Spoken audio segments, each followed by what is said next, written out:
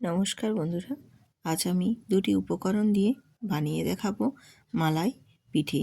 আর এই পিঠেটা খেতে এত সুস্বাদু যে একবার খেলে আর অন্য কোনো পিঠে খেতেই ইচ্ছে করবে না। এতটাই টেস্ট এবং বানাতেও এত সহজ যে যে কেউ দেখলেই ঝট করে বানিয়ে নিতে পারবে।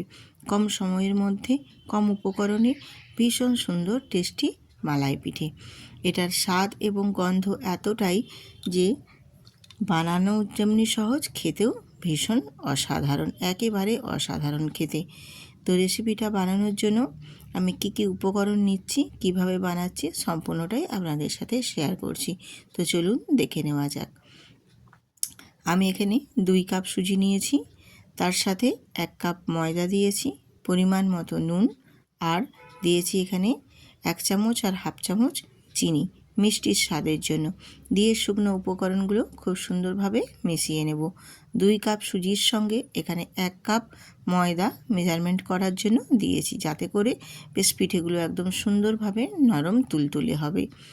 আর এখানে আমি দিয়ে দিলাম 2 কাপ পরিমাণে, ওই যেই কাপ মেপে আমি সমস্ত উপকরণ নিয়েছি সেই কাপ মেপেই আমি আবারও 2 কাপ জল দিয়ে দিলাম। দিয়ে বেশ সুন্দর করে ব্যাটারটা আমি রেডি করে নেব। আর ব্যাটারের ঘনত্বটা তোমাদের দেখিয়ে দিচ্ছি, দেখো ঠিক এই পর্যায়ে। কিন্তু এখানে সুজিটা ফুলে গিয়ে অ্যাবজর্ব হবে, তা সেক্ষেত্রে আর একটু জল লাগবে। তার জন্য আমি এখানে আরও হাফ কাপ জল এখানে অ্যাড করলাম। জলটা দিয়ে বেশ ভালো মতো একটু ফেটিয়ে নেব। ফেটিয়ে নিয়ে সমস্ত উপকরণগুলো খুব ভালোভাবে মিশিয়ে নিয়ে আমি এবার এটা একটু ঢাকনা দিয়ে ঢেকে রেখে দেব 15 থেকে 20 মিনিট, যাতে করে সুজিটা খুব সুন্দরভাবে ফুলে গিয়ে ময়দার সাথে অ্যাবসর্ব হয়ে যায়। এরপর আমি এটা ঢাকা দিয়ে রেখে দেওয়ার পর কিছুক্ষণ পরে, মানে 15 থেকে 20 মিনিট পর ফিরে এসে তোমাদের দেখাচ্ছি। দেখো সুজিটা ফুলে গিয়ে কতটা আরও জলটা টেনে নিয়েছি, আর সেই থিননেসটা কতটা পরিমাণে গাঢ় হয়েছে। এরপর আমি এতে 10 টাকার যে আমুল দুধের প্যাকেট হয়, সেই আমুল দুধের প্যাকেটটা পুরোটাই দিয়ে দেব, যাতে করে এর স্বাদটা আরও সুন্দর আসে পিঠের। আর এখানে 2 থেকে 3টে এলাচ গুঁড়ো করে দিয়েছি। আর দিয়ে দেব এখানে, যেহেতু পরিমাণটা একটু গাঢ় গাঢ় হয়ে গেছে, সেক্ষেত্রে আমি আরও হাফ কাপ জল নিলাম। জল দিয়ে অল্প অল্প জল দিয়ে ব্যাটারটা আরও বেশ সুন্দর করে আমি ফেটিয়ে আর সমস্ত উপকরণ মিশিয়ে রেডি করে নেব। আর এই ব্যাটারটা যখন রেডি করে নেবে, তখন কিন্তু খুব ভালো মতো সমস্ত কিছু উপকরণ যাতে খুব ভালোভাবে মিশে গিয়ে খুব সুন্দরভাবে ব্যাটারটা রেডি হয়ে যায়, সেই পর্যায় পর্যন্ত ব্যাটারটা কিন্তু একটু একই প্রসেসে একইভাবে ফেটিয়ে যেতে হবে।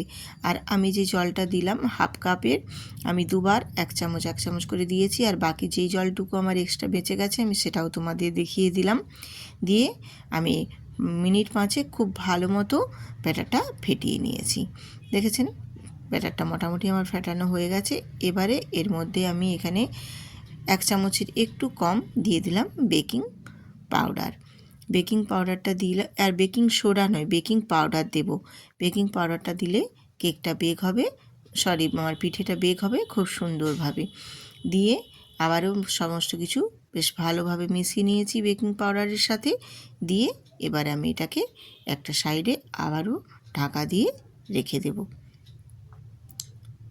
এরপর আমি 4টে বাটি নিয়েছি, ঠিক একই মাপেরই বাটিগুলো হলে বেশ ভালো হয় পিঠেগুলো।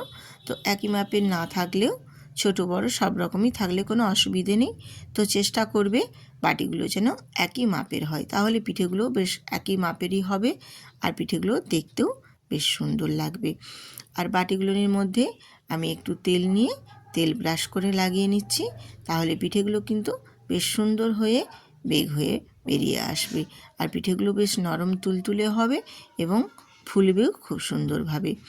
দিয়ে এবারে আমি যে ব্যাটারটা রেডি করেছি, ওই ব্যাটারটা এবার আমি বাটির মধ্যে দিয়ে দেব 1.5 হাতা করে। আমি প্রথমে প্রত্যেকটা বাটিতেই 1 হাতা করে দেব, তারপর আবারও আমি হাফ হাতা করে দিয়ে দেব ব্যাটারগুলো। আমি রূপা, ব্লগস উইথ রূপা চ্যানেলে আপনাদের সবাইকে স্বাগত জানাই। আজকের পিঠের রেসিপি কেমন হয়েছে কমেন্ট করে জানাবেন।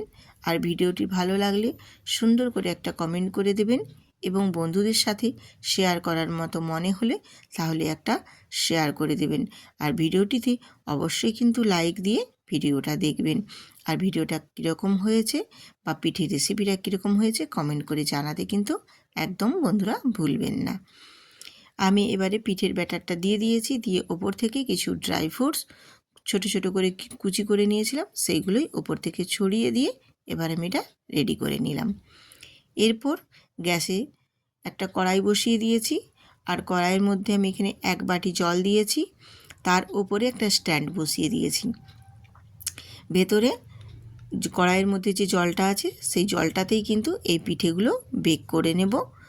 আর জলটা যত ফুটে উঠবে এই কেকটাও পিঠেটাও বেশ সুন্দরভাবে ফুলে সুন্দরভাবে পিঠেগুলো রেডি হয়ে যাবে। দিয়ে এবার ওপর থেকে আমি একটা ঢাকনা দিয়ে বেশি না মিনিট 10 মতো রাখলেই কিন্তু এই পিঠেগুলো বেশ সুন্দরভাবে রেডি হয়ে যাবে। তো আমি 10 মিনিট পর তোমাদের দেখিয়ে দিচ্ছি। দেখো পিঠেটা বেশ সুন্দরভাবে কিন্তু ফুলে উঠেছে। দেখছেন কতটা সুন্দরভাবে পিঠেটা রেডি হয়ে গেছে। এরপর আমি একটা কাঠি দিয়ে তোমাদের দেখিয়ে দিচ্ছি যে পিঠেটা সুন্দরভাবে একদম পিঠেগুলো রেডি হয়ে গেছে। এরপর আমি এগুলোকে একটু ঠান্ডা করে নাবিয়ে নেব। গরম অবস্থায় তো হাত দেওয়া যাবে না, তো একটু ঠান্ডা করে তারপর আমি নাবিয়ে দেব। নাবিয়ে তোমাদের দেখিয়ে দেব যে পিঠেগুলো কতটা সুন্দর হয়েছে। তো দেখো বন্ধুরা একটু ঠান্ডা করে তারপর আমি তোমাদের দেখিয়ে দিচ্ছি যে পিঠেগুলো কতটা সুন্দরভাবে রেডি হয়ে গেছে। তো আমি হাতে করে কিভাবে ছাড়িয়ে পিঠেগুলো বাটির থেকে বার করে নেব সম্পূর্ণটাই তোমাদের দেখিয়ে দিচ্ছি। দেখো এইভাবে একটা টান দিলেই বেশ সুন্দরভাবে বাটির থেকে ছেড়ে বেরিয়ে আসবে। প্রত্যেকটাই দেখো আমি পিঠেগুলো বাটির থেকে এইভাবে আস্তে আস্তে করে চারপাশ থেকে এরকমভাবে একটু টান দিলেই বেশ সুন্দরভাবে বাটির থেকে কিন্তু একেবারে খুব সুন্দরভাবে কেকটা বেরিয়ে আসবে। দেখছো কত সুন্দরভাবে পিঠেগুলো বেরিয়ে আসছে। আমি এইভাবেই প্রত্যেকটা বাটি থেকে বার করে নিচ্ছি পিঠেগুলো। আর পিঠেটা কত সুন্দর এবং কতটা নরম হয়েছে দেখো। তোমরা এইভাবেও খেতে পারবে, কারণ এর মধ্যে চিনি আর আমুল দুধ যেহেতু যে পরিমাণে সমস্ত কিছু দেওয়া আছে এটা এমনিও খেতে কিন্তু ভীষণ সুন্দর লাগবে। আর যেহেতু আমি এটা মালাই পিঠে বানাচ্ছি সেক্ষেত্রে এরপর আমি মালাইটা রেডি করে নেব। তো মালাইটা রেডি করে নেওয়ার জন্য আমি আবারও কড়াইটা ভালোভাবে ধুয়ে পরিষ্কার করে গ্যাসেতে বসিয়ে দিয়েছি। আর এখানে 1/2 লিটার আমি দুধ নিয়েছি। দুধের পরিমাণটা যে যেরকম পারো, যদি বাড়াতে চাও বাড়িয়েও নিতে পারো, পরিমাণ অনুযায়ী বাড়িয়ে নেবে। বা অনেকে যদি মনে করো যে না আমি দুধের পরিমাণটা বেশি বাড়িয়ে মালাইটা আরও ভালো করব, সেক্ষেত্রেও দুধটা আরও বেশি পরিমাণে নিতে পারো। দুধ যত পরিমাণে বেশি নেবে জিনিসটা ততই ভালো হবে। তো এইভাবে আমি দুধটা নেড়ে চেড়ে ফুটিয়ে নেব খুব ভালো মতো ঘন করে। যেহেতু আমি দুধটা আগে থেকেই ফুটিয়ে একটু ঘন করে রেখেছিলাম সেক্ষেত্রে খুব বেশিক্ষণ আর ফোটানোর দরকার নেই। এরপর আমি ওই দুধের মধ্যে দিয়ে দেব 1 টেবিল চামচ ময়দা। তো তোমরা এখানে ময়দার পরিবর্তে আটাও ব্যবহার করতে পারো। আটা দিলেও কিন্তু বেশ সুন্দর ঘন হয়ে যাবে দুধটা। আমি আটার পরিবর্তে ময়দা দিয়েছি। আর দিয়ে দেব এখানে কনডেন্স মিল্ক। ময়দা আর কনডেন্স মিল্কটা দিলে দুধের ঘনত্বটা কিন্তু খুব ভালো মতোই বেশ ঘন হয়ে আর মালাইটা ভীষণ সুন্দর হয়, খেতে এর টেস্ট আরও বেশি বেড়ে যায়। এখানে আমি কনডেন্স মিল্ক 4 থেকে 5 চামচ দিয়েছি। দিয়ে নাড়াচাড়া করে ময়দা আর কনডেন্স মিল্কটা দুধের সাথে খুব ভালো মতো আমি ফুটিয়ে ঘন করে একদম ক্ষীরটা রেডি করে নিয়েছি। মোটামুটি ক্ষীরটা দেখো আমার বেশ ভালো মতোই রেডি হয়ে গেছে। এরপর আমি এক এক করে যে পিঠেটা বানিয়েছিলাম সেই পিঠেগুলো, ভাপা পিঠেগুলো সব দুধের মধ্যে দিয়ে দেব, এই মালাইয়ের মধ্যে দিয়ে দেব। আর মালাইয়ের মধ্যে দিয়ে একটু হালকা হাতে নাড়াচাড়া করে বেশ ভালো মতোই ফুটিয়ে নেব। তোমরা চাইলে পিঠেগুলোকে একটু কাঁটা চামচ দিয়ে ফুটো করে দেবে, তাহলে মালাইটা যত পিঠেগুলোর ভেতরে ঢুকবে পিঠের স্বাদটা কিন্তু আরও সুন্দর হবে।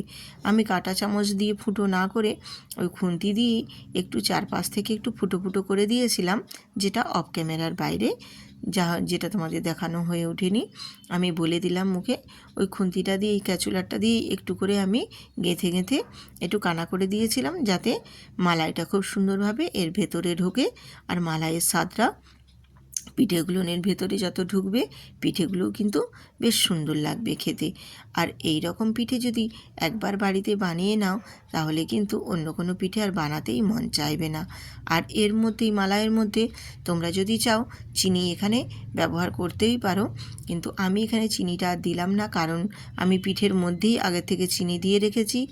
আবারও এখানে কনডেন্স মিল্ক দিয়েছি, কনডেন্স মিল্কটাও ভীষণ মিষ্টি হয়, সেক্ষেত্রে আমি আর এখানে চিনি অ্যাড করলাম না।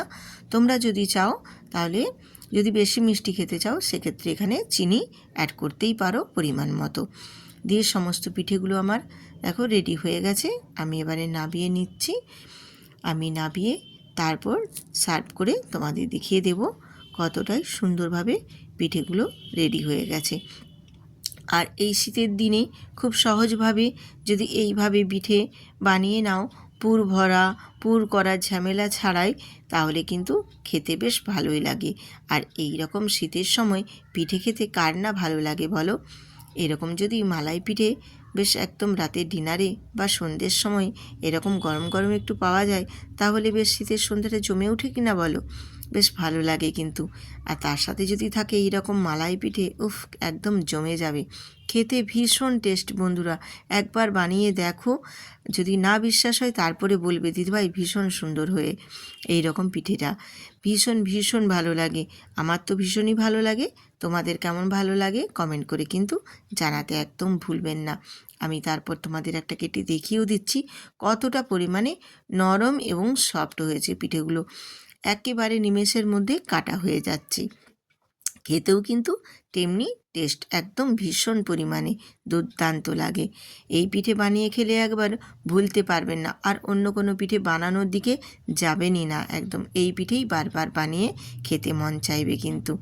তো কেমন হলো জানাবেন। আবার আসবো আরেকটা নতুন রেসিপি নিয়ে।